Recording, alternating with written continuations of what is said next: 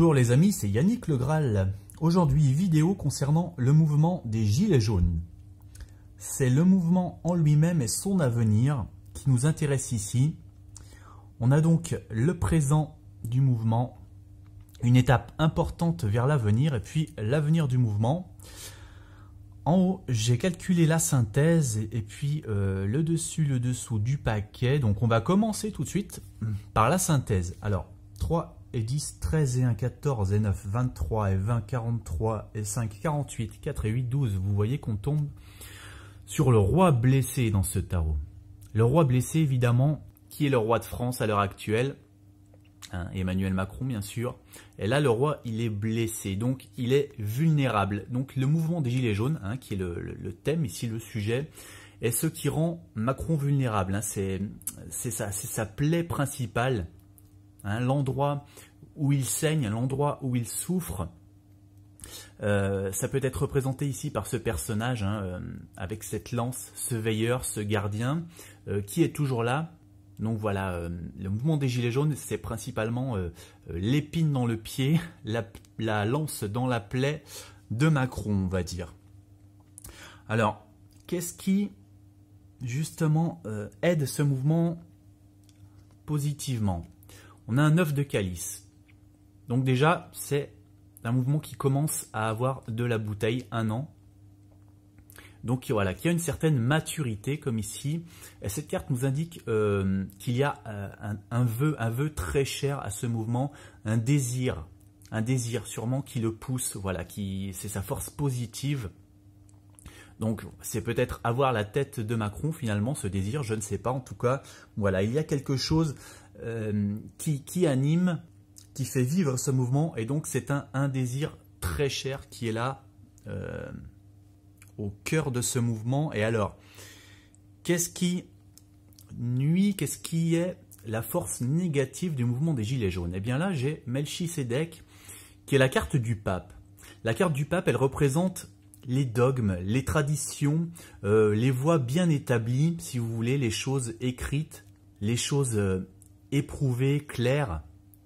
Voilà, un dogme et pas quelque chose d'un petit peu approximatif.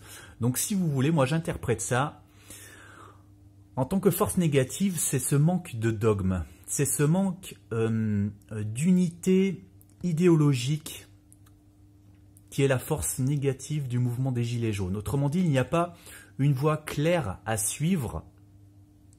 C'est un petit peu, chacun fait sa propre sauce, probablement. Et donc il règne, de par ce manque dogmatique, de voie nette à suivre, eh bien sûrement un certain flou. Et voilà donc généralement ce qui peut manquer à ce mouvement. Alors maintenant, on passe au présent. Donc présent, on a un 3 de pierre et la roue de la fortune. Donc la roue de la fortune, on voit qu'il y a eu un cycle, le cycle d'un an. C'est ce que ça nous montre là. La roue tourne, elle fait un tour sur elle-même. Donc voilà, on vient de passer l'année. Ça nous indique aussi les choses qui durent, la roue, et qui sont un peu longues. Voilà, qui se termine sans fin. C'est une noria, voilà, qui tourne sans fin. Donc là, on a cette année. On a le 3 de pierre. Alors c'est pareil. On a l'idée de ce personnage qui représente ici le mouvement qui vient d'accomplir une prouesse en lisant tous les livres d'une bibliothèque. Et voilà, maintenant il en sort fier et il essaye de convaincre les gens, donc peut-être la majorité des Français, de le rejoindre, de le suivre. Voilà, il pense qu'il connaît tout, qu'il n'a plus rien à apprendre, que c'est un grand sage.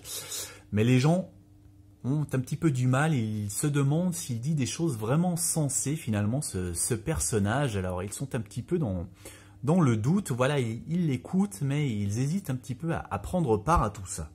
Donc ce personnage a tendance à mener des actions un petit peu fougueuses et à faire des choses extravagantes parfois, et à se laisser emporter justement par ce sentiment d'être le seul à savoir, quelque part.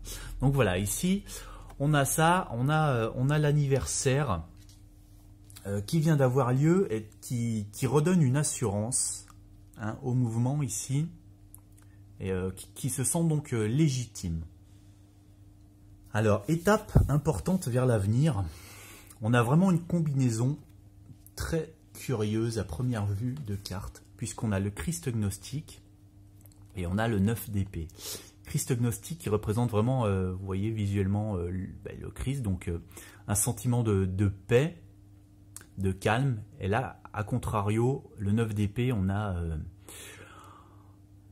on a des cadavres, hein, de multiples cadavres, un sentiment d'horreur. Ce pourrait presque être finalement la fin du Christ crucifié. Ici, on a 2 étapes. Alors moi, voilà comment j'interprète ceci. Donc là,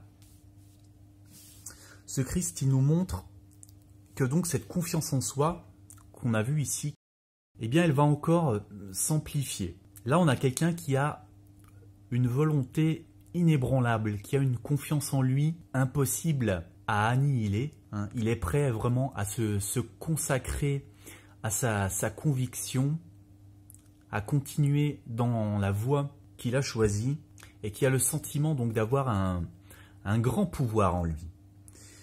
Voilà, c'est peut-être aussi un petit peu le syndrome du sauveur qu'on peut voir là. Hein. Il y a des côtés positifs et des côtés négatifs. Alors, est-ce que ce sentiment d'invulnérabilité ici, de pouvoir, ne risque pas de mener malheureusement au genre de scène qu'on a sur cette carte hein. Donc là, il risque, à mon avis, d'y avoir une résurgence de violence. Hein. Voilà ce qu'on peut voir ici. Alors, est-ce qu'on va aller jusqu'à des décès? On a le sentiment que oui. Hein.